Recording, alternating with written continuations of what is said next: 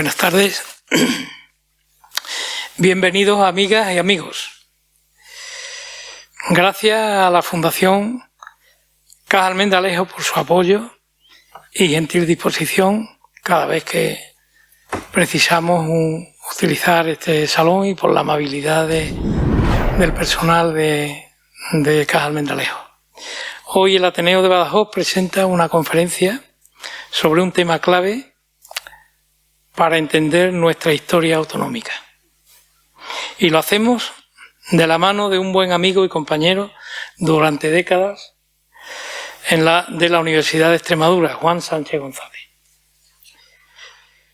Juan es doctor y profesor titular de Historia Contemporánea en nuestra entrañable universidad pública. Su trayectoria académica es sólida desde que se incorporó como ayudante en 1992 hasta su titularidad en 1995. Su compromiso con la UEX ha sido intenso y constante, dirigiendo el Servicio de Acción Cultural y los inicios de los cursos internacionales de verano, además de liderar el Departamento de Historia de la Universidad de Extremadura durante cerca de 10 años. Su interés por nuestra historia reciente y el regionalismo extremeño es bien conocido. Ha publicado estudios importantes sobre el tema, como su trabajo en la obra España, sobre el regionalismo extremeño de los siglos XIX y XX, y su monografía El ideario regionalista en Extremadura. Estas investigaciones son fundamentales para comprender el contexto de la conferencia de hoy. Precisamente, el profesor Juan Sánchez nos hablará de Enrique Sánchez de León y los inicios de la autonomía extremeña.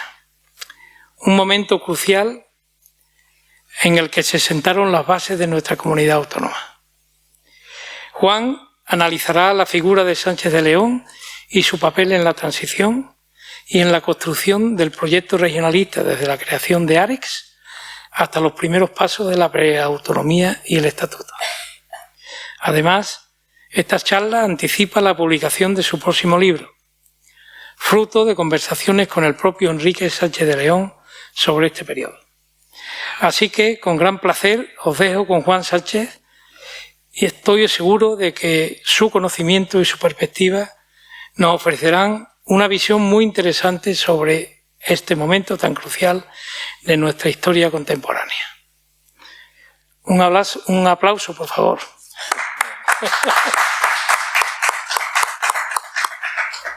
Pues, muchas gracias a Paco por la invitación que me ha hecho por parte del Ateneo de poder participar aquí en un acto de estas características con ustedes, y a Caja Almendralejo por cedernos estas instalaciones tan maravillosas, y a los amigos que han venido a escucharme, pues porque, bueno, algunos son protagonistas o fueron protagonistas en su momento de algunos aspectos que vamos a referir aquí, otros, bueno, pues porque son recuerdos entrañables de la infancia, y a las personas que, bueno, pues que conozco por primera vez, pues también espero que, en fin, que el resultado de esta charla les resulte fructífero e interesante. De tal manera que, bueno, pues dicho esto, quería simplemente, bueno, pues reflexionar con ustedes sobre uno de los aspectos más importantes de los ocurridos en la Extremadura contemporánea, que es su constitución como comunidad autónoma.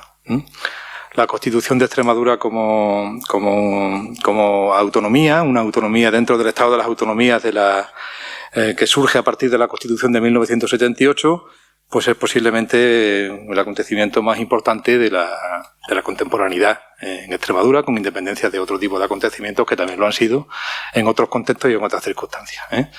De tal manera que, bueno, pues vamos a reflexionar sobre esta cuestión y sobre el papel que pudo jugar en este proceso, pues posiblemente el político más importante que ha tenido Extremadura en la década de los 70, que es Enrique Sánchez de León, que desgraciadamente falleció hace poco más de un mes, con el que he tenido la ocasión, como decía Paco, de trabajar con él durante estos 4 o 5 últimos años en mi último proyecto de investigación hasta el momento, que es el de pues realizar un estudio sobre el tardofranquismo y la transición, tanto en España como en Extremadura. Y una vez realizado este esfuerzo investigador por mi parte, pues contrastar la opinión de este protagonista relevante de esa década de los 70 en relación con los acontecimientos que yo he ido de alguna manera recuperando, fundamentalmente en el ámbito extremeño, porque en la parte, digamos, de la historia de España en la década de los 70 está mucho más conocida, no tanto la referida a la realidad extremeña. El libro, como decía Paco, se va a publicar dentro de nada, ya están corregidas las galeradas y espero, que cuando salga, pues si tienen interés, pues pueda también resultarles provechoso. Bien, dicho esto, la reflexión que quería hacerle con carácter general es la consideración de que, los procesos históricos son contingentes. En la medida en que son contingentes, pues no están predeterminados, no hay determinismo, pero tampoco son aleatorios. Es decir, las cosas que pasan no tienen por qué pasar, pero no puede pasar cualquier cosa. De la manera que eso sirve, pues, con carácter general para que entendamos, digamos, cómo van evolucionando las sociedades y las organizaciones sociales y, concretamente, pues para situarnos en el momento al que les quiero llevar a ustedes, ¿no? Tenemos una España de 17 autonomías, de 17 comunidades y 2 ciudades autónomas. Podría ser de otra manera. El perfil de las comunidades es el que es, pero podría haber sido otro. Y los historiadores lo que tenemos que hacer es, pues afrontar ese reto de mantener ese equilibrio para contar verdaderamente los procesos tal como ocurrieron, sin necesidad de enjuiciarlos, pero sí de contextualizarlos para comprenderlos de la mejor manera posible, lo cual no significa justificar, ni alabar, ni vituperar, sino simplemente pues hacer ese trabajo científico, que es el que nos corresponde, teniendo en cuenta que está el azar por una parte y está también, digamos, la racionalidad de los procesos y de la toma de decisiones por otra.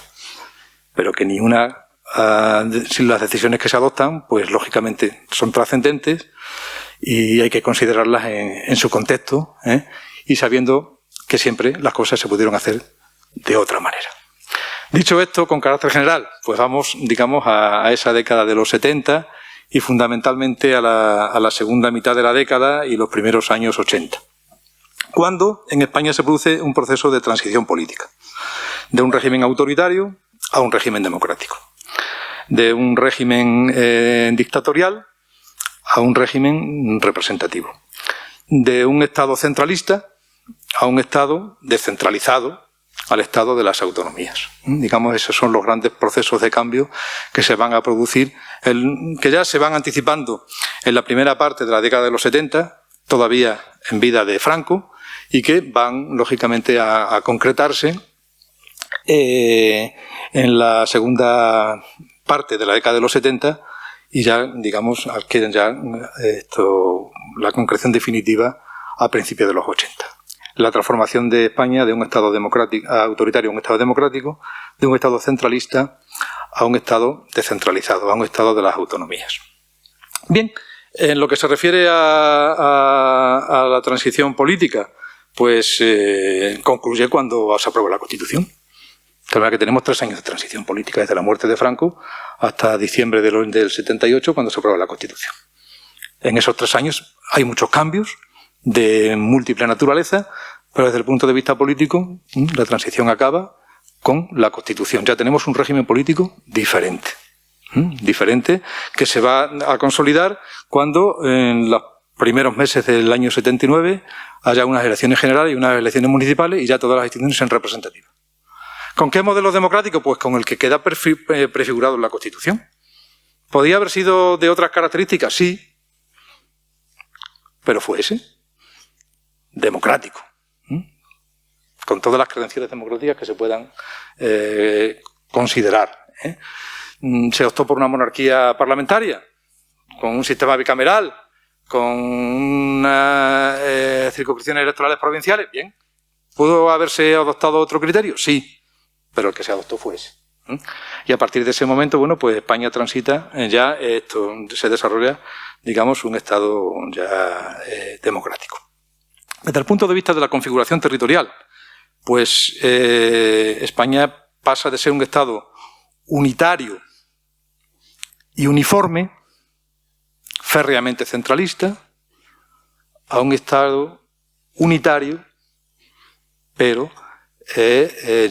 digamos, que reconoce pues la diversidad territorial de una manera determinada. No se convierte en un Estado federal, no es, por supuesto, un Estado confederal, es un Estado de las autonomías, que es una fórmula un tanto sui generis, que, bueno, pues tiene paralelismos con otro tipo de modelos, pero no es exactamente, no se corresponde, digamos, con un modelo establecido. ¿Cómo es ese Estado de las autonomías? ¿Cómo se va configurando?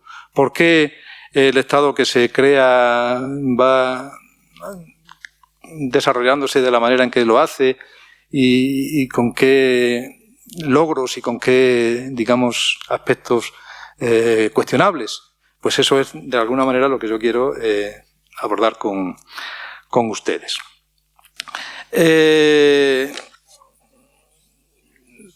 Había que establecer etapas para situarnos en los procesos históricos que estamos, en este caso, analizando, ¿no?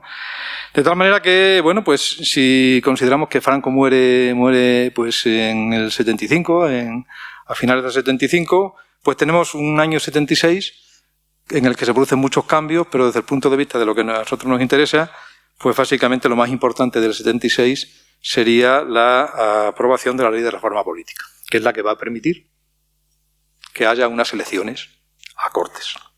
Y esas elecciones a Cortes se van a celebrar ya en el año 77, en junio del 77. Se ha transformado un aspecto sustancial de ese Estado autoritario, pero todavía no estamos en un Estado democrático, porque no hay Constitución. Y las elecciones a Cortes que se celebran en el 77 son consecuencia de la Ley de Reforma Política de diciembre del 76, pero todavía hay otro tipo de instituciones que no son democráticas. De tal manera que, bueno, pues cuando ya hay unas Cortes elegidas por sufragio universal, con partidos políticos, con un sistema electoral decidido, pues comienza, digamos, una etapa que va a concluir con la aprobación de la Constitución de 1978. Un año y medio más tarde. Y ahí ya acaba la transición. Se acabó la transición política y empieza la etapa democrática. Hasta ese momento, pues ya, digamos, había una situación híbrida con resabios del régimen anterior, pero ya con unas instituciones representativas como era en este caso el Congreso y el Senado. Todavía no los ayuntamientos, todavía no las diputaciones.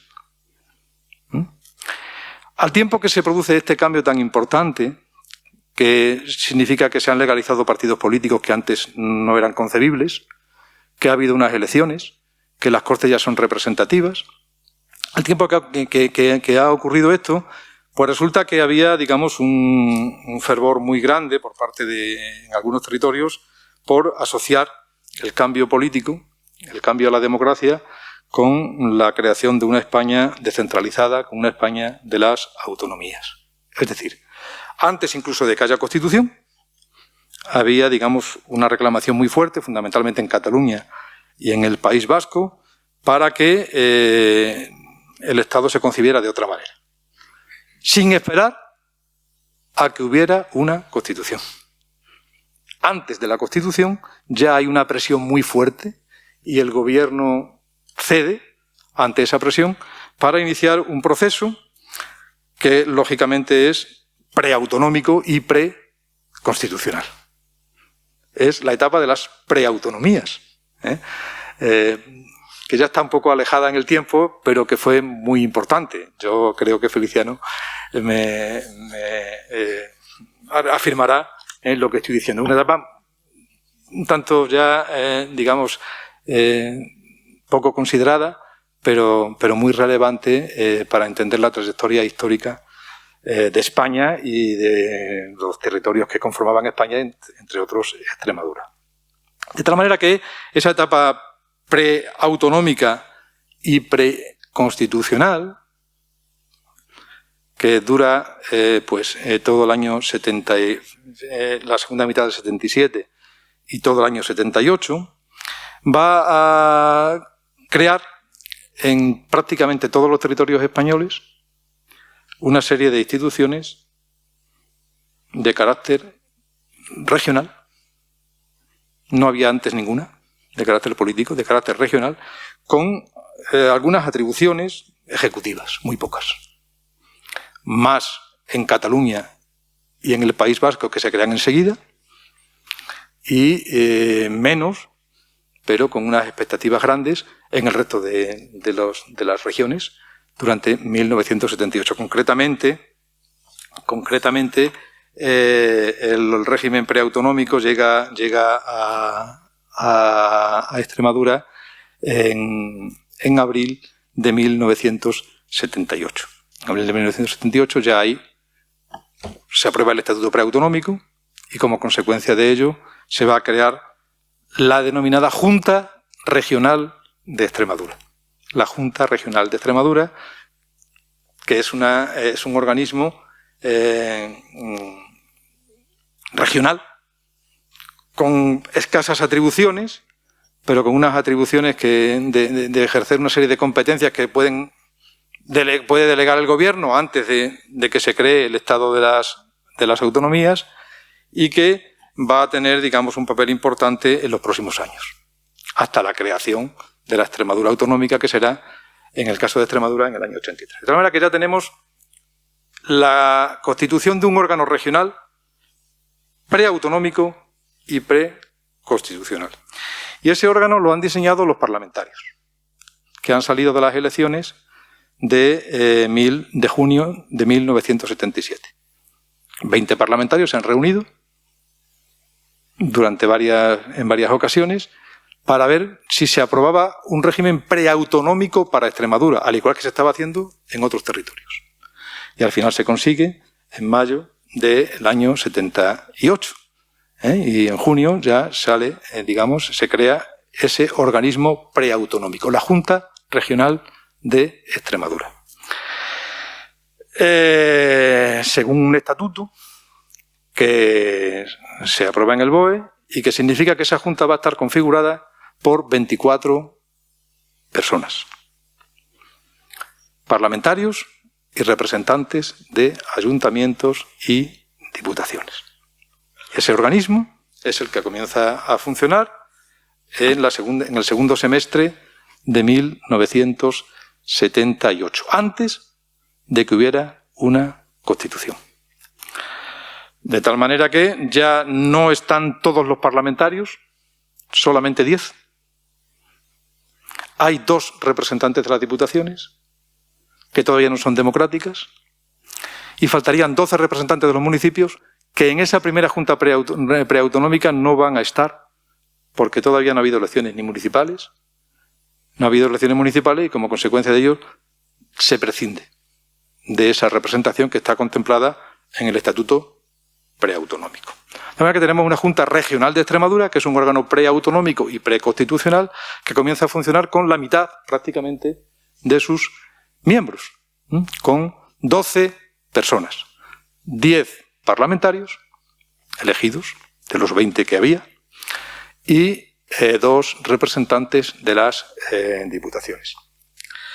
El órgano preautonómico pues, va a servir para ejercer capacidad ejecutiva, la poca capacidad ejecutiva que pueda tener de las competencias que puedan serle delegadas por parte del gobierno antes de que se configure, digamos, el Estado de las autonomías como en principio estaba previsto, pero todavía no se había establecido ni en la Constitución, que no existía, ni en la configuración política posterior. De tal manera que tenemos 12 personas que asumen esas atribuciones en un órgano que tiene que tener un presidente. Y ahí viene el primer problema que se le presenta a ese órgano. ¿Quién tiene que presidir ese órgano, ese primer órgano regional?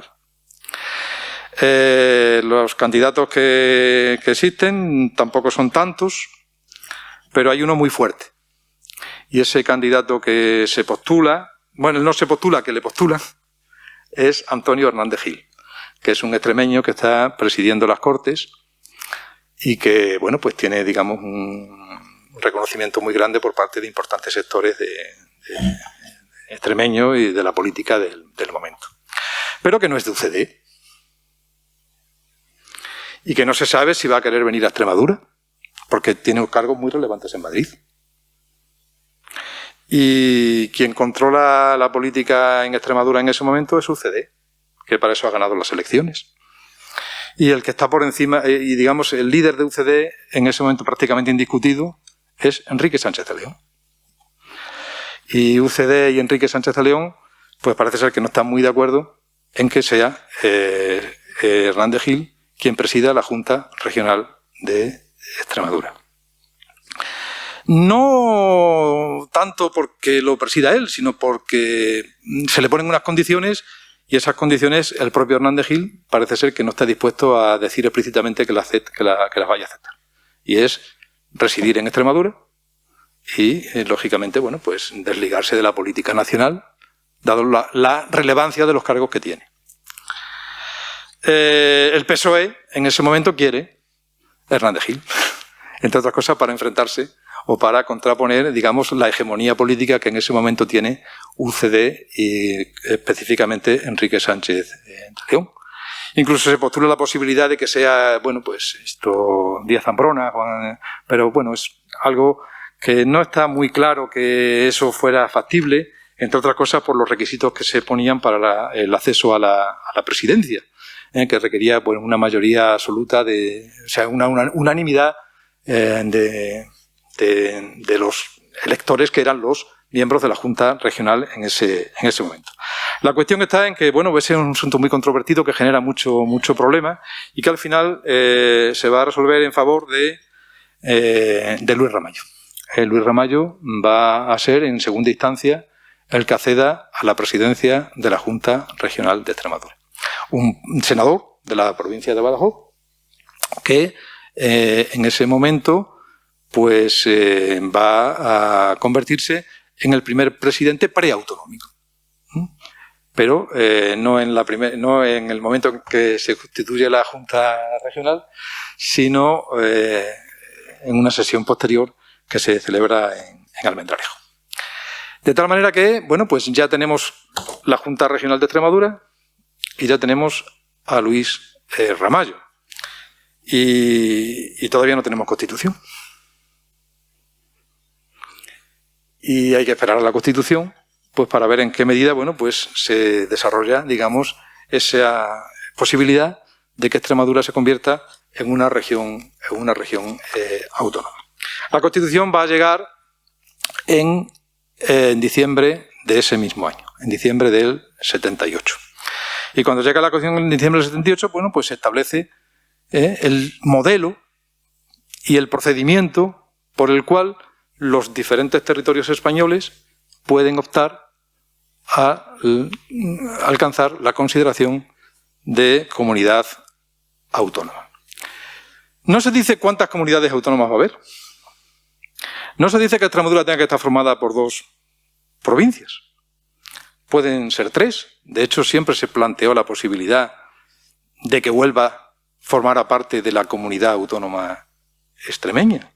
Eso ya ocurrió en la Segunda República y, bueno, no con mucho énfasis ahora en este momento, pero siempre estuvo esa posibilidad ahí. De hecho, el Consejo Sindical de Extremadura y Huelva pues también hacían estudios por aquello de que Huelva, bueno, pues estaba muy vinculada a Extremadura. A Extremadura le interesaba mucho la salida al mar por el puerto de Huelva y la comunidad de Extremadura podía haber sido, nadie lo impedía,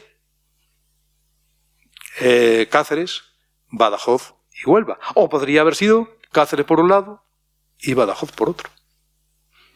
Porque lo que establecía la Constitución era que las provincias limítrofes, con una serie de características determinadas, pudieran optar, siguiendo unos requisitos o cumpliendo una serie de exigencias, a la posibilidad de formar una comunidad autónoma. Al final se contempló una comunidad autónoma de 2 provincias y eso va a generar un problema considerable. El tema del provincialismo. Hay que tener en cuenta que las comunidades autónomas se conciben en la Constitución a partir de las provincias. Es decir, a partir de las provincias empezamos a diseñar posibles comunidades autónomas. Por debajo de las provincias, no. Salvo Ceuta y Melilla. Por debajo de las provincias, no. Por encima de las provincias, pues habrá que agruparlas. ¿Puede haber comunidades autónomas uniprovinciales? La Constitución lo contempla. De hecho, hubo algunas provincias que históricamente estuvieron vinculados a otros territorios y que alcanzaron la consideración de comunidad autónoma, el caso de Santander, el caso de La Rioja, el caso de Murcia. La verdad que eso, la Constitución contempla también esa posibilidad. Son provincias que se pueden asociar o que pueden reclamar, cumpliendo unos requisitos, la consideración de comunidad autónoma. La verdad que ese es, digamos, el procedimiento de la Constitución. No hay un procedimiento único.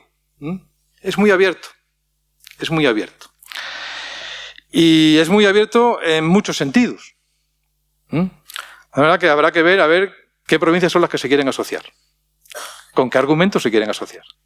Y si son capaces de cumplir los requisitos que se establecen en la Constitución. Y la Constitución pues establece dos vías para acceder a la autonomía. Una vía lenta y una vía rápida. Una vía menos exigente y una vía más exigente. Una vía con más competencias iniciales y una vía con menos competencias iniciales. Es decir, había que cumplir una serie de requisitos y los requisitos eran, digamos, más complicados de conseguir para unos que para otros, pero los que asumían el reto de afrontar la consecución de esos requisitos más gravosos podían obtener la consideración de comunidad autónoma antes y con más competencias. El artículo 143 o el artículo 151. Y la Constitución establece esa diferencia. ¿Por qué establece la Constitución esa diferencia? Pues porque se entiende que hay determinadas comunidades o determinados territorios deseosos de constituir rápidamente la autonomía y que además eran políticamente unos territorios que había que contentar de alguna manera y rápidamente. Estamos hablando básicamente de Cataluña y del País Vasco, pero no solo, porque la vía que se establece en la Constitución en principio es para todos. El artículo 151 es para todos. Y el artículo 143 también para todos.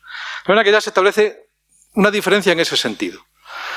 De tal manera que, digamos, el criterio que se establece es, vamos a ver, España es un Estado unitario. No se puede romper. La unidad indisoluble del Estado. Hay una única nación. Pero la unidad no tiene que ser sinónimo de uniformidad. Ese es el centralismo. ¿De acuerdo? A partir de ahí empezamos a caminar. ¿Es compatible la unidad con la diversidad? Sí. Pero la diversidad no satisface a los nacionalistas. Los nacionalistas quieren más. La diversidad, en todo caso, para los que propugnan una descentralización. Pero los nacionalistas no se consideran satisfechos con la descentralización. ¿Unidad puede ser compatible con diferencia? Sí, puede ser compatible con diferencia. La diferencia es algo más que la diversidad. ¿Satisface eso las expectativas de los nacionalistas? Tampoco. Pero por lo menos, digamos, es algo más que es solamente el reconocimiento de la diversidad. España no puede ser solamente un Estado descentralizado. Tiene que establecer algunas diferencias entre las comunidades autónomas, siempre y cuando no se cuestione la unidad. Pero si la diversidad tampoco es suficiente, ¿cuál sería el siguiente paso? La desigualdad. Y en la desigualdad sí se apuntan los nacionalistas. En la desigualdad sí. Antes y con más competencias. Y que se siga manteniendo esa diferencia con respecto a los otros territorios. Porque la lógica del nacionalismo, ¿cuál es? Pues si a cada Estado su nación, a cada nación su Estado. Pero la Constitución solamente contempla una nación. Esa nación es España. Y los nacionalistas que consideran su territorio como nación, en última instancia su máxima aspiración es esa. En tanto en cuanto llegue esa posibilidad como poco que la Constitución admita la desigualdad y no solo la diversidad o la diferencia. Y eso es lo que se establece en la Constitución. Por eso hay un artículo 151 y un artículo 143, que se dice: a mayor conciencia, mayor capacidad. Y la conciencia hay que demostrarla, cumpliendo los requisitos más duros que establece el 151 con respecto al 143. A mayor conciencia, mayor capacidad. Y se consiguen antes los objetivos de constituirse en una comunidad autónoma diferenciada. Eso sirve para las comunidades que están dispuestas a hacer un referéndum prescrito en la Constitución para que los ciudadanos apoyen claramente la posibilidad de que se constituyan como comunidad autónoma. Y va a servir también, pues, para que esas comunidades se apunten a la España de las dos velocidades. Con el temor al café para todos, porque el café para todos está también en la Constitución. Unos empezarán antes y con más capacidades, otros empezarán poco después y con menos capacidades. Pero al final del camino todos podrán igualarse. Y eso no lo admitirá tampoco el nacionalista. De tal manera que el café para todos no, la España de dos velocidades sí. Así es como comienza el modelo. Lo que sucede es que a medida que vaya avanzando el tiempo, digamos, los caminos se pueden encontrar. Si se encuentran, desaparecen las desigualdades. Pierde sentido el ideario nacionalista. Y como consecuencia de ello, se recrudece, digamos, el conflicto territorial. Pero eso es, digamos, situarnos ya en momentos históricos posteriores. En el momento en el que estamos ahora hablando, pues hay una serie de comunidades que van por el 151 y otra serie de comunidades que van a ir al final por el 143. La vía más lenta, que es pues que hay que establecer, digamos, un procedimiento para acceder a la autonomía siguiendo lo prescrito en la Constitución. Y la Constitución lo que prescribe es que si te apuntas a la iniciativa del artículo 143, pues tiene que tomar la iniciativa las diputaciones o, si hubiese un órgano regional, el órgano regional, y si cuenta con el apoyo de un porcentaje determinado de municipios que representen a un porcentaje determinado de población, se consigue iniciar la vía a la autonomía. En el caso de que eso se consiga, después habría que elaborar el proyecto de estatuto. Esa es la segunda fase. Y todo eso es lo que se desarrolla a partir del año 1979. Ya hay Constitución, hay que elegir qué iniciativa adoptar. En Extremadura se va a elegir la vía lenta, menos exigencias, pero es más lenta. Se va a conseguir más tarde la consideración de comunidad autónoma y se van a tener menos competencias, las que están establecidas en la Constitución, pero, digamos, el camino será más fácilmente transitable que si hay que hacer referéndum y los extremeños pueden, de alguna manera, manifestar su desafección hacia la autonomía y no correr ese peligro. ¿Qué sucede? Que UCD quiere la vía del 143 y que el PSOE y otros partidos de izquierda van a postular la vía del 151, más rápido, o sea, pero más exigente, mientras que, digamos, en el ámbito de la UCD la opción que se adopta es la de ser la de iniciar un proceso con menos exigencias, aunque eso suponga un menor nivel de autonomía. Está el tema de la iniciativa autonómica. Hay un debate, hay un dilema y la solución es hacia el artículo 143. Y luego después está el tema de cómo elaborar el Estatuto de Autonomía. Y para elaborar el Estatuto de Autonomía, pues la Constitución establece que tiene que haber, digamos, una asamblea de parlamentarios y diputados provinciales y que esa asamblea de parlamentarios y diputados provinciales es la que tiene que aprobar el proyecto de estatuto se tiene que enviar a Madrid para que las Cortes lo discutan y, en su caso, lo aprueben. Eso es lo que hay que hacer una vez que se ha solucionado el tema de qué iniciativa autonómica adoptar para que Extremadura, las dos provincias extremeñas, consigan el grado de la consideración de comunidad autónoma dentro del Estado español. Ese es un proceso que se inicia en el 79, que va a continuar en el 80 y que llega hasta diciembre del 81. En diciembre del 81 ya se ha elaborado un proyecto de estatuto de autonomía para Extremadura que se va a enviar al Congreso y que se supone que en el año 82 se va a discutir en el Congreso y que una vez que se discuta ese proyecto, pues será aprobado y Extremadura alcanzará la consideración de comunidad autónoma diferenciada. Se ha elegido la vía más lenta, la que otorga menos capacidad de autonomía, y el procedimiento se ha respetado escrupulosamente el establecido.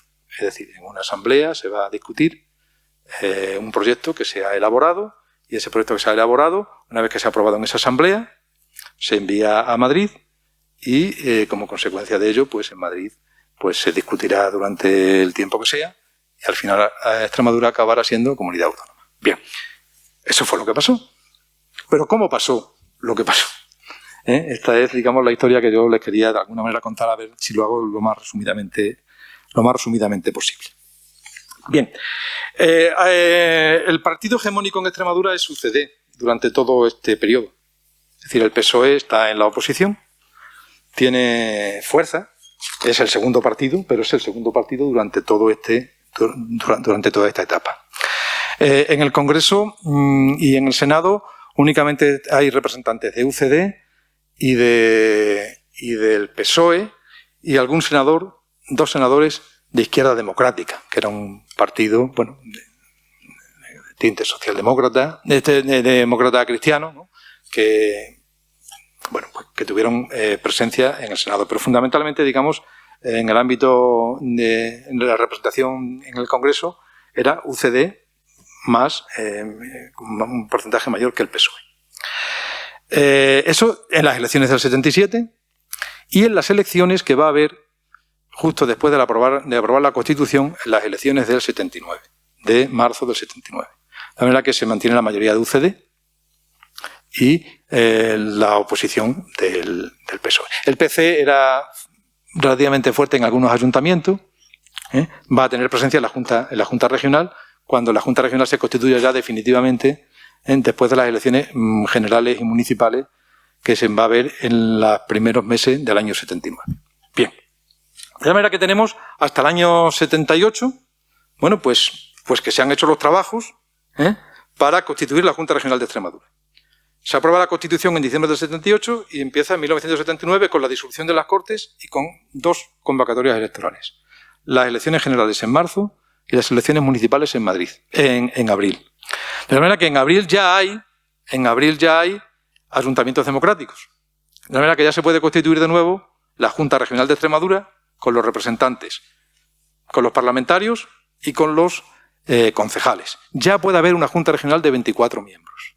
Ya puede haber una Junta Regional de 24 miembros. Hasta ahora solamente lo había habido de 12, porque los representantes municipales no eran democráticos. Bueno, pues eso es lo que va a ocurrir. De tal manera que en los primeros, después de las elecciones municipales se constituye de nuevo la Junta Regional, formada por 24 miembros. 24 miembros. Y hay que elegir de nuevo al presidente. Y bueno, Ramallo llevaba poco tiempo de presidente. Se suponía que lo lógico era que continuase. Pero, como Extremadura son dos provincias, resulta que hay un candidato de Cáceres que se postula para presidir la Junta Regional de Extremadura. Y ese candidato de Cáceres que se postula para presidir la Junta Regional de Extremadura es Manuel Bermejo. Y como consecuencia de ello, bueno, pues hay un problema serio. Ya todavía se piensa en Hernández Gil, pero Hernández Gil ya está desactivado. Eso Feliciano yo creo que esa etapa la conoce bien. Y entonces resulta que como se postula a Bermejo y estamos en el problema de Cáceres-Badajoz, nos suena, ¿verdad?, el biprovincialismo. Pues resulta que para salir de esa situación, Sánchez de León, que ya estaba empezando a estar en horas bajas, porque había perdido ya el protagonismo que había tenido en la etapa anterior, que había sido ministro de Sanidad en el primer gobierno democrático de Suárez, pues va a reunir a los junteros y va a conseguir que firmen un pacto de alternancia. Ese pacto de alternancia significaba que las instituciones tenía que haber una alternancia entre Cáceres y Badajoz. La verdad que había que comprometerse a que, llegado un momento determinado, el de Badajoz se iba y entraba el de Cáceres, o el de Cáceres se iba y entraba el de Badajoz. Y en ese pacto de alternancia se quedó claro de que iba a continuar Ramallo en la nueva Junta Regional, pero que al año siguiente tendría que abandonar la Junta y ceder el puesto a un cacereño. Y que eso debería pasar también en otro tipo de órganos de carácter regional. Tenía que haber alternancia. La concepción de la UCD de Sánchez de León tratando de imponer su concepción regionalista en UCD, era que tenía que haber paridad y alternancia entre las dos provincias, con independencia de que Badajoz tuviera más población que Cáceres. La verdad que así se soluciona el problema de la constitución definitiva de la Junta Regional en junio de 1979. Continúa Ramallo, pero sabiendo que al año siguiente tiene que abandonar la Junta, la presidencia de la Junta, y cedérsela a un cacereño. Sánchez de León está ya en horas bajas. Suárez también está empezando a estar en horas bajas. El año 79 es un año ya de crisis en UCD que se va a acentuar en el año siguiente fundamentalmente. De tal manera que va a empezar una situación muy curiosa que se va a mantener en los años siguientes. Y es que está por una parte el partido y por otra parte los miembros del partido que están en los órganos regionales con alguna capacidad de gestión. Los que están en el partido quieren que los que están en los órganos regionales actúen en función de las directrices que salen del partido, y los que están con esos cargos de representación en los órganos dicen que no están dispuestos a someterse a ningún tipo de criterio que venga de los órganos del partido, porque ellos están ahí, son órganos que están por encima, digamos, de la voluntad partidista. Y ese es un problema que se va a ir enquistando cada vez más hasta que signifique la desaparición prácticamente de UCD y la propia demolición del proyecto de estatuto que se fue pergeñando durante todo ese tiempo. Es decir, el problema de que si Sánchez de León fue el que avala a Ramallo para que sea presidente de la Junta y para que renueve, a partir de un determinado momento, el conflicto entre Sánchez de León y Ramallo va a ser terrible.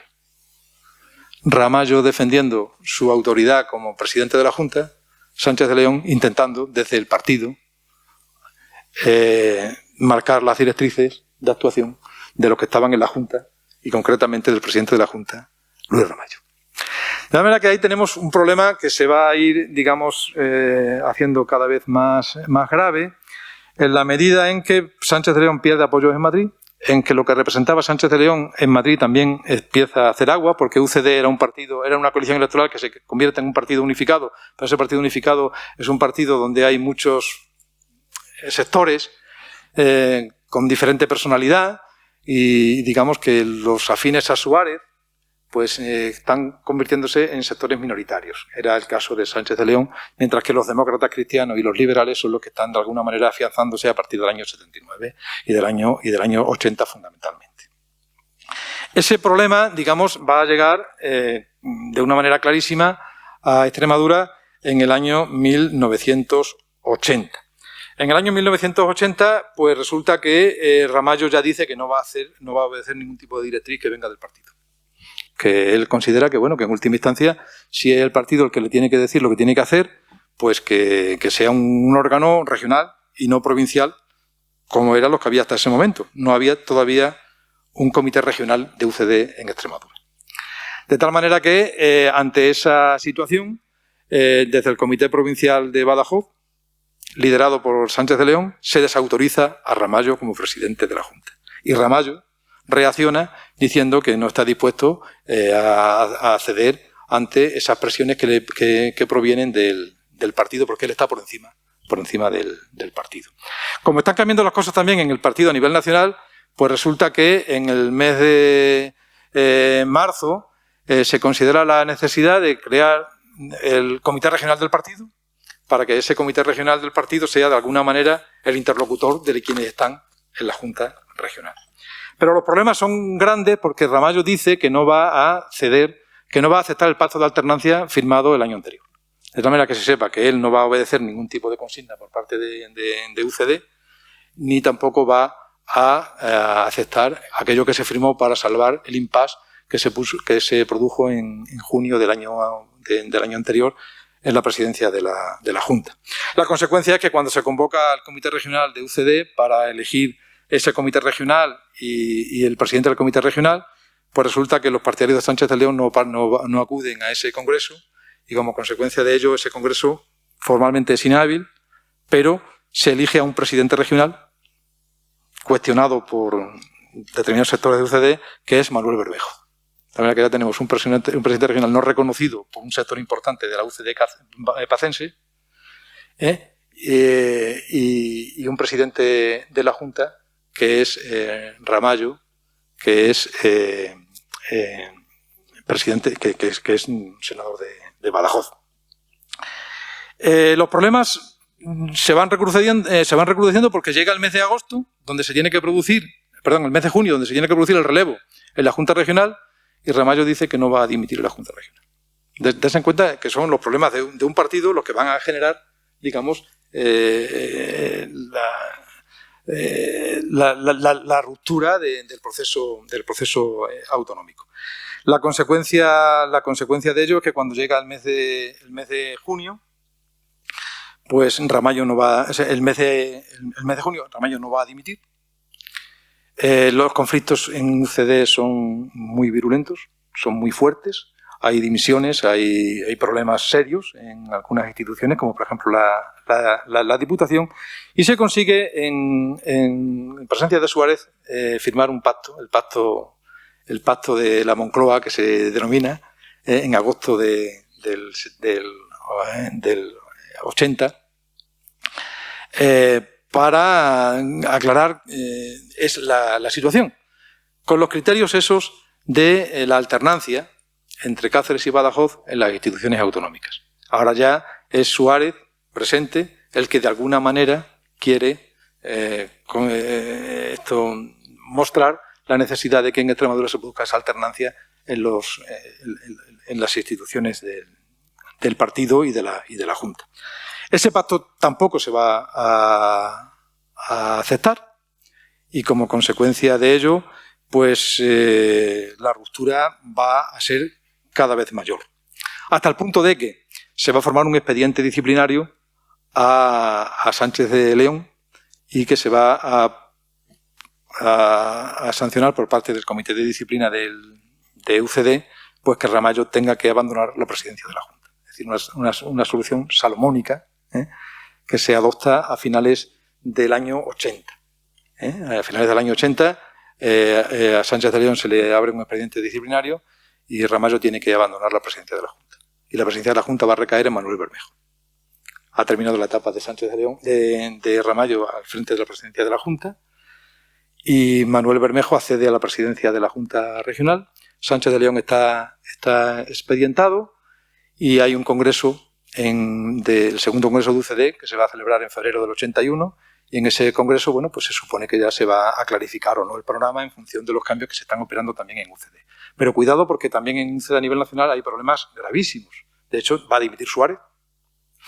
De hecho, se va a producir el golpe de Estado de Tejero de febrero del 81. En el segundo congreso de Palma, el segundo congreso de UCD que se celebra en Palma, pues se va a aprobar, se va a aceptar se va a cambiar la estructura del partido. Calvo Sotelo va a ser el presidente del gobierno, pero el partido va a seguir controlado por los urbanistas, por Agustín Rodríguez Sahagún y por Martín Villa, de alguna manera también ahí haciendo actos de presencia. Y en el caso de Sánchez de León, resulta que va a ser amnistiado al tiempo que el Comité de Disciplina de UCD le expulsa del partido. De tal manera que llegamos al mes de marzo del 81 con una situación absolutamente caótica. No se ha avanzado nada en el proyecto de estatuto, en la elaboración del proyecto de estatuto de autonomía. UCD está rota. Ramallo ya no es presidente de la Junta. Bermejo es presidente de la Junta, pero acaba de llegar. Sánchez de León, que es el líder de los ucedistas pacenses, está expedientado al tiempo que amnistiado. Y hay que elaborar el proyecto de estatuto porque el proyecto de estatuto ya, digamos, necesita en otras comunidades, en otros territorios, está muy avanzado. La solución es que, como Sánchez de León es amnistiado, pues resulta que para solucionar el problema se crea una comisión gestora en UCD durante los meses de la primavera y principios del verano del año 81 para resolver los problemas del partido. Esa comisión gestora pues va a tratar de poner en orden el panorama y convocar elecciones. Elecciones a los órganos locales del partido, tanto a nivel local, a nivel provincial como a nivel regional. Y curiosamente, el expulsado del partido y amnistiado en el Congreso de Palma, pues en esas elecciones que se van a convocar, que va a convocar la comisión gestora a partir de junio del año 81, pues resulta que se va a hacer con el liderazgo del partido a nivel local, a nivel provincial y a nivel regional.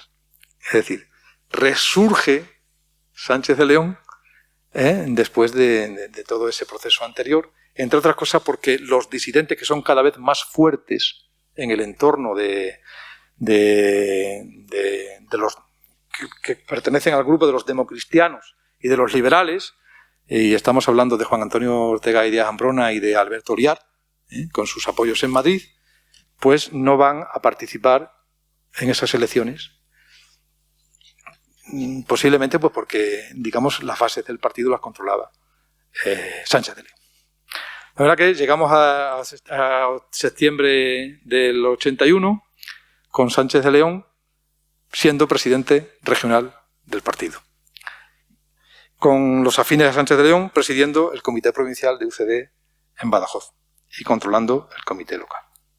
Y con un proyecto de estatuto que ya estaba muy avanzado, porque la asamblea esta que había que crear pues, para iniciar ese trámite, ese proceso, había designado a un grupo de trabajo formado por 11 personas, y estas 11 personas pues, de UCD y del PSOE son los que empezaron a presentar un proyecto para que esa asamblea lo aprobase, llegado el caso. ¿Qué sucede? Pues que ese proyecto que empezaron a elaborar estas 11 personas, pues resulta que había una serie de aspectos, digamos, complicados de resolver. ¿Se pueden imaginar cuáles son? Pues la capitalidad de la región, la representación que le corresponde a Cáceres o a Badajoz en la futura asamblea de Extremadura, el papel de las diputaciones. Es decir, había una serie de aspectos muy relevantes en los que no había acuerdo entre el PSOE y la UCD. Pero, básicamente, no había acuerdo dentro de la UCD, porque la UCD de Badajoz tenía un criterio y la UCD de Cáceres tenía otro. Y el criterio fundamental era que a Badajoz le tendría que corresponder más representantes en la futura Asamblea de Extremadura que a Cáceres, por una cuestión de población. Y en el criterio regionalista de Sánchez de León y de algunos sectores de la UCD pacense estaba, digamos, el planteamiento contrario. Una región de 2 provincias no puede empezar con una asamblea en la que una provincia tenga más representación que la otra. Ese problema se convirtió en un problema fundamental con vistas al futuro Estatuto de Autonomía que se iba a aprobar en Extremadura.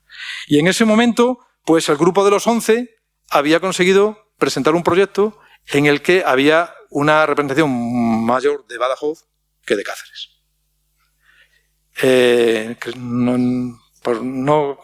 Había 6 o 7 diputados de diferencia a favor de Badajoz en el proyecto que había elaborado el Grupo de los 11.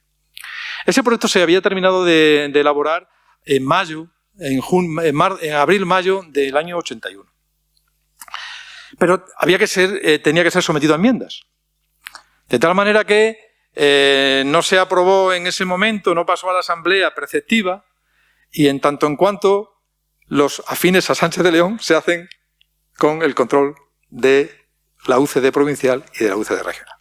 Y acto seguido consideran que no es legítimo lo que se ha pactado en ese Grupo de los 11, porque quienes han actuado ahí lo han hecho a su libre albedrío, sin contar con los criterios del partido, y que, como todavía había tiempo, UCD Badajoz, la UCD Badajoz del Comité Regional, controlado por Sánchez de León, y de UCD Regional, provincial, controlado por Sánchez de León, pues van a plantear pues la paridad en la representación, y van a tener un criterio determinado con respecto a la sede de las instituciones y a la capitalidad de la región. Contrario a lo que se había pactado en el Grupo de los 11, lógicamente con la animadversión absoluta del Partido Socialista y con el enfrentamiento radical de algunos sectores de la UCD pacense que no estaban dispuestos a claudicar en ese sentido, tanto por convicciones personales posiblemente, como por oposición política, digamos, a quienes ahora controlaban el partido a nivel provincial y a nivel regional. Ese tema va a ser durísimo, va a ser terrible el enfrentamiento que se va a producir en esos últimos meses, pero como los órganos del partido ya los controlaba este sector del que hemos partidario de la paridad y afín a Sánchez de León, pues resulta que después de dilaciones y de una serie de problemas que les ahorraré, pues se llega a la Asamblea Provincial de parlamentarios y de diputados provinciales para discutir ese proyecto y aprobarlo en su caso y enviarlo a Madrid. Y en contra de lo que se había acordado en el Grupo de los 11, el proyecto que se aprueba finalmente en Mérida a mediados de diciembre, ya casi cumpliéndose el plazo para que fuera efectivo, pues es un proyecto que cambia la representación provincial en la futura Asamblea de Extremadura. 25-25. Y eso es consecuencia, digamos, de la labor realizada por el partido, controlado ya en estos últimos meses por Sánchez de León y por, digamos, los sectores que le son afines, con esa concepción regionalista. Es decir, una región de 2 provincias no puede tener una asamblea con una desproporción grande en la representación, porque eso era perjudicial. Y se invocaba un ejemplo que había en ese momento. La única comunidad de 2 provincias eran las Canarias y se había optado por el criterio de la paridad. Que luego después en el futuro en la propia Asamblea de Extremadura estableciese un criterio diferente, eso ya sería otra cosa, pero al menos en un principio, en esa concepción regionalista de Sánchez de León estaba la representación paritaria. La misma representación para Cáceres que para Badajoz. Eso era inconcebible. Ramallo, de hecho, dimite, se va del partido precisamente por esa circunstancia, y con él otros sectores del partido, con independencia de los problemas políticos que hubiera añadido a esa cuestión. De tal manera que en diciembre del año 81 ya tenemos proyecto elaborado de Estatuto de Autonomía para Extremadura, que hay que enviar a Madrid, y que se supone que en el año 82 pues ya rápidamente se va a producir, digamos, y se va a completar el trámite y se va a conseguir el objetivo de que, eso sí, pensando que, bueno, pues que había un sector importante de la UCD que no estaba de acuerdo y que desde luego el PSOE tampoco, y que como UCD estaba en crisis y como, bueno, pues el año 82 se presentaban como se presentaba, pues a lo mejor en el Congreso todavía había posibilidad de cambiar eso que algunos consideraban absolutamente inaceptable. Bien, pues llega el año 82 y el año 82, bueno, pues es un año de muchos cambios. Entre otros casos, es el año de la crisis absoluta de UCD, progresiva. De hecho, el propio liderazgo de Calvo Sotelo se cuestiona, la villa, digamos, llega el mes de junio y se hace con las riendas del partido, Calvo Sotelo mantiene la presidencia del gobierno, Se supone que no se van a convocar elecciones hasta el 83, que era cuando tocaba, y se confiaba en que en el año 82 se aprobase el proyecto de Estatuto de Autonomía de Extremadura. Pero el trámite parlamentario se alargó, no se ponían de acuerdo, el periodo de enmiendas, problemas que van surgiendo de muy diversa naturaleza, tanto en Extremadura como fuera de Extremadura, pero en Extremadura algunos acontecimientos muy importantes. El problema de la universidad, no sé, a lo mejor, Paco, tú te acuerdas de la Facultad Veterinaria. Pues ese problema estuvo a punto de acabar con la autonomía en Extremadura. Hasta el punto de que Cáceres, ante la cuestión de que Badajoz, Cáceres, ante la cuestión de que la Facultad Veterinaria se instalase en Badajoz, porque la Junta de Gobierno así lo había decidido, con independencia de otra serie de circunstancias, pues hubo un movimiento muy fuerte diciendo que querían desvincularse del proyecto de estatuto y que querían hacer una autonomía provincial. Eso, Paco, lo vivimos nosotros estudiantes en Cáceres en el año 82, que ya estábamos por ahí. Bien, la cuestión está, no voy a entrar en este tema porque no va a lugar, yo soy consciente de que ya voy digamos, un poquito pasado de tiempo, pero que llega en 1982, a punto está de llegar, pasa por la Comisión Constitucional del Congreso, con algunas enmiendas, pero no sustanciales, porque se consigue mantener, digamos, la esencia del proyecto, pero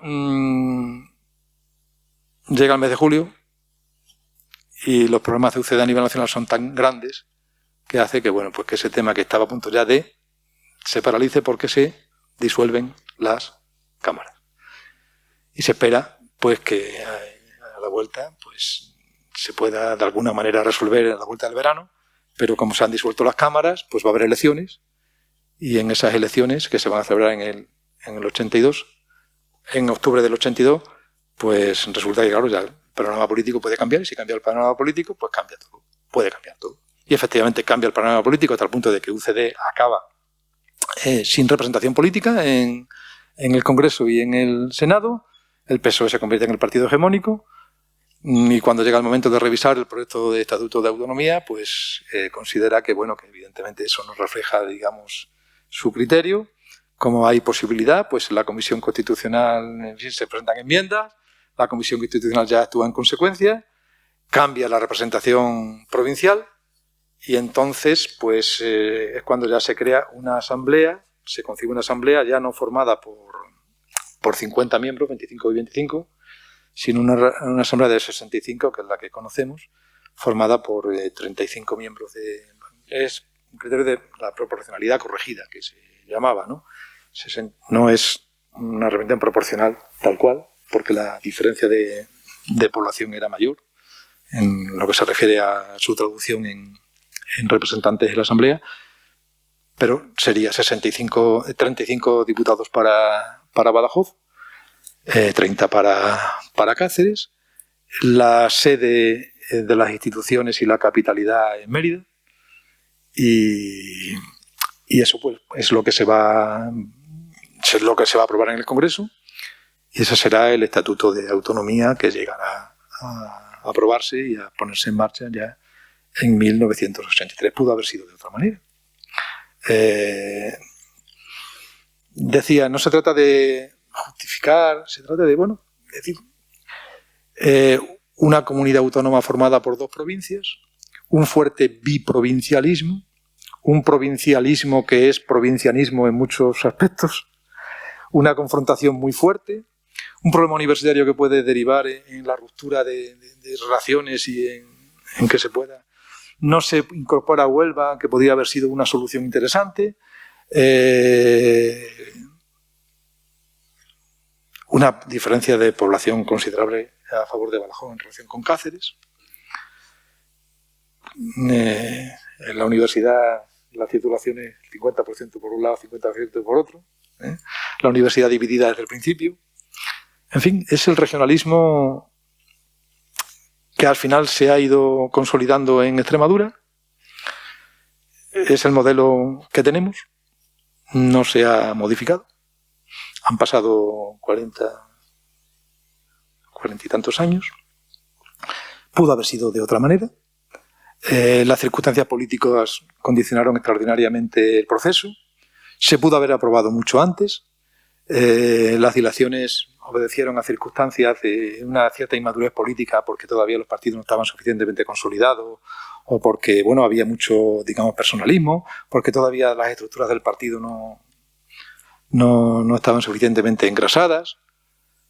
La cuestión está en que, bueno, pues, en fin, un poco atropelladamente, porque era mucho lo que quería contarles, así se llega al final. Se llega al final, bueno, pues con algo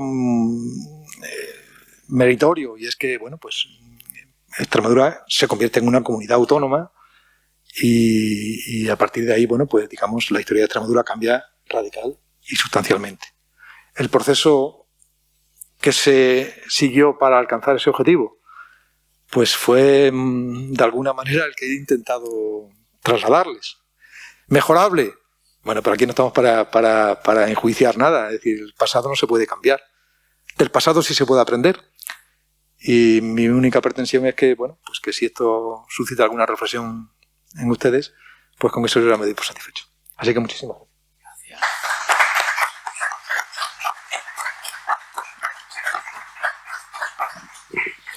Muchas gracias, Juan.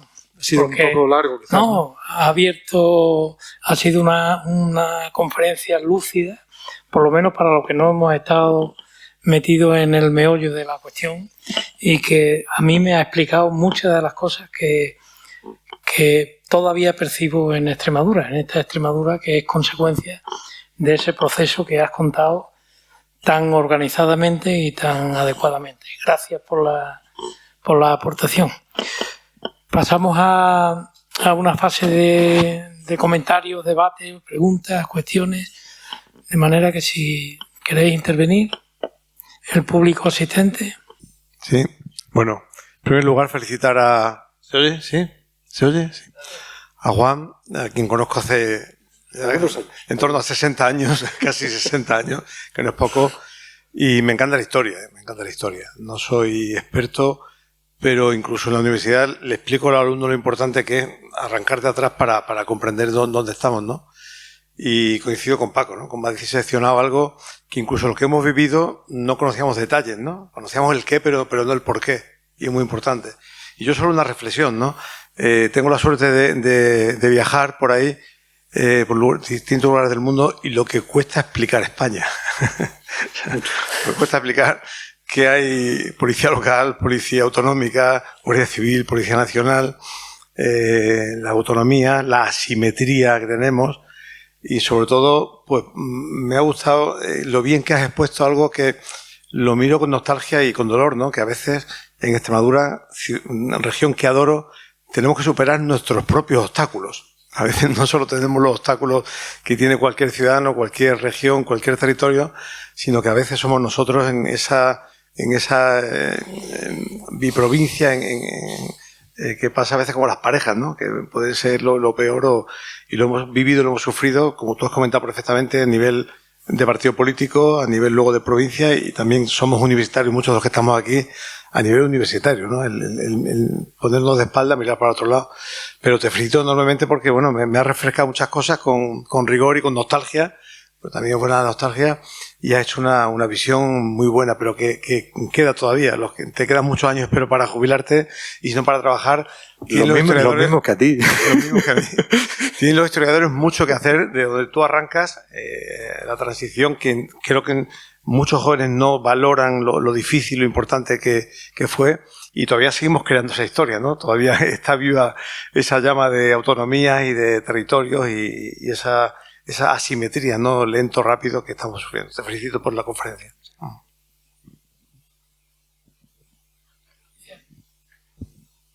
Bueno. Me tienes que rebatir, Feliciano, ¿eh? Me tienes que rebatir. No, yo no. Vamos a ver. ¿Se oye bien? Muy bien. Esto que tú esta tarde has planteado aquí no es que sea uno de los temas importantes de nuestra historia reciente. Es que es el tema. Este es el tema. Esta es la cuestión. La cuestión es que somos lo que somos porque fuimos lo que fuimos en ese aspecto que tú has relatado. Y aunque has hecho una descripción cronológica muy ordenada, y no, una conferencia no da tiempo para más, obviamente, pero yo lo que sí quería subrayar, esta sala debería estar llena por lo que nos interesa el tema, porque es el tema, insisto, en ellos. Pero lo importante que fue en esa transición el protagonismo de los personajes. Tú tienes un libro mío que yo, una de las palabras que pongo en el título, la transición política española en Extremadura, antecedentes y conflictos. Porque aquí se dieron una serie de cabezas privilegiadas que no fueron capaces de ponerse de acuerdo. Desde Antonio Hernández Gil, Alberto Liar, abogado del Estado a los 25 años, Enrique Sánchez León, Juan Rovira Tarazona en Cáceres, no fueron capaces de hacer un proyecto para Extremadura. Y aunque Enrique Sánchez León creó o fomentó la cuestión regional, quien realmente pudo rentabilizarla fue Juan Carlos Rodríguez Ibarra, cuando él, gracias a una cosa que no te ha dado tiempo de mencionar, 2 tránsfugas de UCD se pasaron a votar a favor del PSOE y Juan Carlos se convirtió en presidente. Y tuvo la habilidad de unir el socialismo con el regionalismo, con lo cual una desbandada de gente que salieron corriendo de la UCD viendo las bofetadas que se daban. Yo estuve presente en el debate en las últimas elecciones del 82 en la Confederación Hidrográfica de Guadiana, como Juan Antonio y Alberto discutían a ver quién iba primero por Extremadura. Y se comprometieron a que fuera un notario el que diera, fíjate lo que se fiaba uno de otro, a que levantaran acta de lo que estaban acordando, que iría Alberto de primero, pero que luego se retiraría y Juan Antonio ocuparía. Y bueno, esta historia reciente, Juan, tú lo sabes bien, porque claro, la trasteo por todas las rinconeras, es interesantísima, ¿no? Yo tuve una relación reciente, hasta que se ha muerto, con Jorge de Esteban. Jorge de Esteban es un catedrático eminente, jurista, reconocido internacionalmente, etc. Y me contaba aquello de que cuando estando un día en la Universidad Complutense de Madrid, en el departamento de Historia y tal, en el departamento de Derecho, de no sé exactamente Derecho Político, entró Torcuato Fernández Miranda y le dijo: oye, tú que eres muy trabajador, ¿no podrías encontrar en las leyes fundamentales una rendija, algo del cual pudiéramos tirar del hilo y ahí apoyar la ley de la reforma política que tú has mencionado? Y entonces dice: no, esto es muy difícil, esto es imposible porque las leyes son permanentes e inmutables, etc. Y Jorge de Esteban reunió una serie de amigos y se fueron a la hospedería del Valle de los Caídos, con Franco allí recién muerto, y allí es donde se redactó la ley de la reforma política. Es decir, que todo esto está lleno de unos aspectos humanos de interés, como lo que has mencionado, por ejemplo, de Luis Ramallo, cómo se fue corriendo de la UCD a Alianza Popular, y para hacer mérito, una de las cosas que tuvo resonancia nacional fue meterse con la ropa interior de Pilar Miró en el Congreso de los Diputados, y cuando se había gastado en el sujetador y no sé qué. Esta historia de fondo está llena de conflictos y de cosas. Cuando Pío Cabanilla decía en el Congreso: al suelo que viera los nuestros, y cosas de estas, estaba retratando realmente un panorama. Pero yo, aparte de agradecerte tu esfuerzo de síntesis, que seguro que lo has hecho, lo importante es que este tema debía de interesar más en Extremadura, porque aparte de conocer a los personajes que hayan intervenido, y tú has mencionado cuál fue el papel brevemente cuando propusieron a Juan Antonio Ortega, cuando Alberto Liar le propuso a Enrique que fuera a presidirlo, y Alberto Liar dijo: si tengo que venirme a Extremadura, a mí no me interesa, etcétera, ¿no? Todo este mundo interior de la transición, que es un mundo humano y político a la vez, y jurídico también, es de enorme interés. Así que, Juan, muchas gracias por tu esfuerzo de síntesis, y hay que seguir elaborando, como te ha dicho tu compañero, para poder trasladar a la sociedad lo interesante que fue este periodo histórico, donde una parte de la izquierda, que tú no la has contemplado, pero que también es muy, muy interesante, el papel breve que tuvo el Partido Comunista y otras cuestiones. Así que muchas gracias. Enhorabuena porque ha sido una síntesis fantástica y un recorrido que no sé si, bueno, aparte de ser muy interesante, pues asusta, ¿no? A cómo se escribe la historia y como desde el principio, pues has dicho, así ha sido o podía haber sido de otra manera, ¿no? Casi 50 años después, pues, o 40 y tantos años después, es lo que hay. Y dices, bueno, hemos mejorado, ¿no? No sé si hemos mejorado por el estatuto, porque a lo mejor nos podríamos creer que ha mejorado el mundo entero por el estatuto. O sea, es que el mundo ha cambiado de una manera tremenda y podríamos haber mejorado más o menos, eso es algo que es imposible de saber, ¿no? Pero sí de analizar, ¿no? Y creo que falta en Extremadura un análisis, a veces se hace de manera publicitaria, repensemos Extremadura, pero no se ha llegado a repensar, ¿no? Si es realmente un Estado fallido o no es una región fallida, que es un término que a veces se usa políticamente para tirarse a la cabeza unos a otros, pero la verdad es que basta ver la pirámide poblacional para temblar, ¿no? O sea, eso no es algo que podamos de manera muy subjetiva cuestionar. Es que hay un hecho que esta región desaparece. O sea, si no repensamos la región, y probablemente con más calma y con más rigor. Por eso es una reflexión de forma, bueno, digamos que a raíz de lo que ha contado, así ha sido, y bueno, hay que resignarse de que ha sido así o hay que repensar. Y un comentario o una petición, que además pues estoy seguro que Paco Olivares pues conoce perfectamente, esa historia de la universidad y que hubo, me parece, un consejo ahí en Alburquerque que fue tremendo, ¿no? Y que también pues, forma parte de lo que después ha sido la universidad, ¿no? No está escrita, ¿no? Yo la he ido oyendo de unos y otros y es algo que creo que es también importante conocer, pues esa intrahistoria de la universidad, que al fin y al cabo pues, ha sido la institución probablemente de los últimos 50 años pues, más importante de esta región, además de la institución democrática de la Junta de Extremadura y todo por el estatuto, ¿no? Sí, muchas gracias. Bueno, yo quería agradecer las intervenciones porque, bueno, efectivamente yo creo que sí que hay que conocer la historia, no para justificar nada, ni tampoco para digamos, yo qué sé, ponerse en plan aséptico y decir, no, hay que conocer la historia e implicarse en ella, sabiendo que lo que ha pasado no lo vas a cambiar, pero que evidentemente el futuro está por escribir. Pero si no somos conscientes de la base de partida, pues entonces difícilmente vamos a poder. Por eso de ahí que reivindique extraordinariamente el conocimiento histórico en ese sentido. Muchas veces lo que parece que algunos colegas o desde algunos lo que quieren es cambiar la historia. La historia no la vas a cambiar, no vamos a cambiar la historia, pero sí vamos a tratar de conocerla de la manera más rigurosa posible. La cuestión está en que, claro, toda organización necesita un proyecto. Sin proyecto no hay, la organización se desvanece. Entonces, ¿qué es lo que había en la transición? Bueno, pues había proyectos que se podían confrontar, no sé con qué grado de madurez unos más que otros, o sea, había pugna, pero digamos que, bueno, pues el tema de la representación provincial, que fue el tema fundamental que lo trastocó todo. Bien, pues hoy podríamos pensar, pues claro, lo más democrático es la representación proporcional. Claro, lo otro era anacrónico y era tal.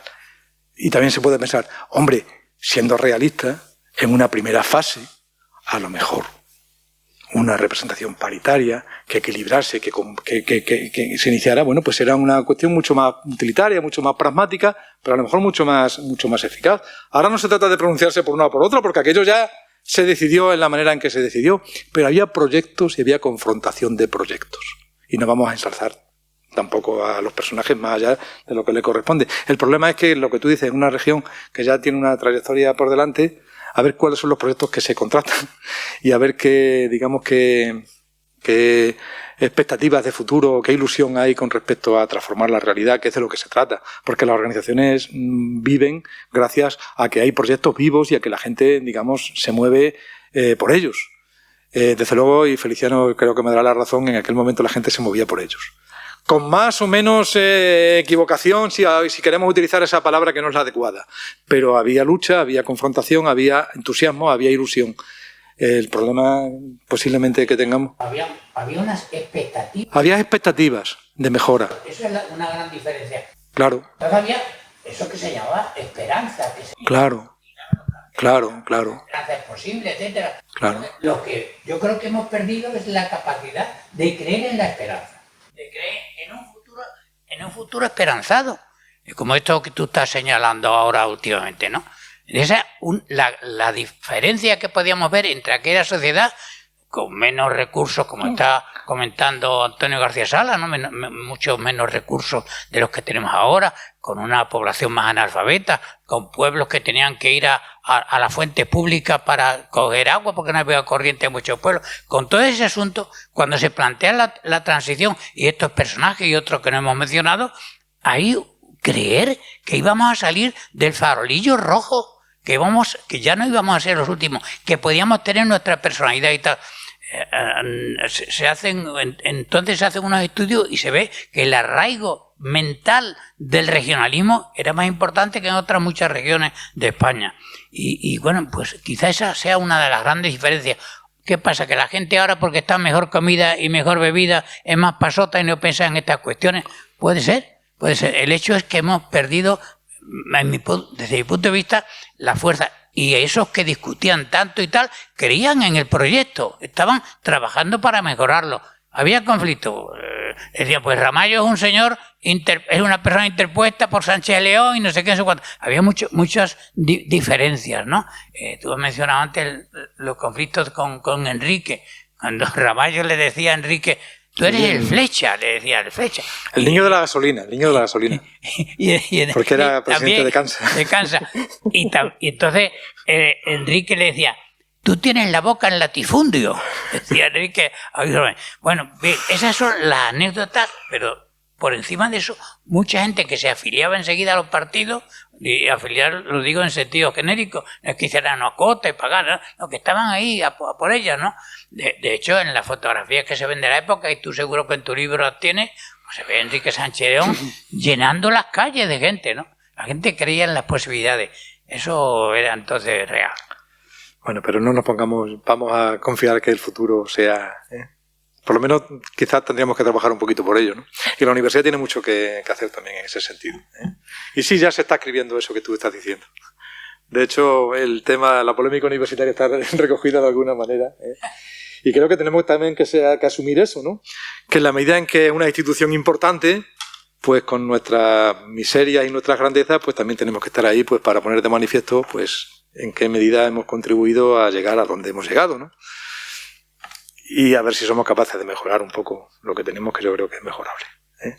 Muchísimas gracias, yo de verdad muy agradecido, de verdad que sí. Bueno, muchas gracias, Juan.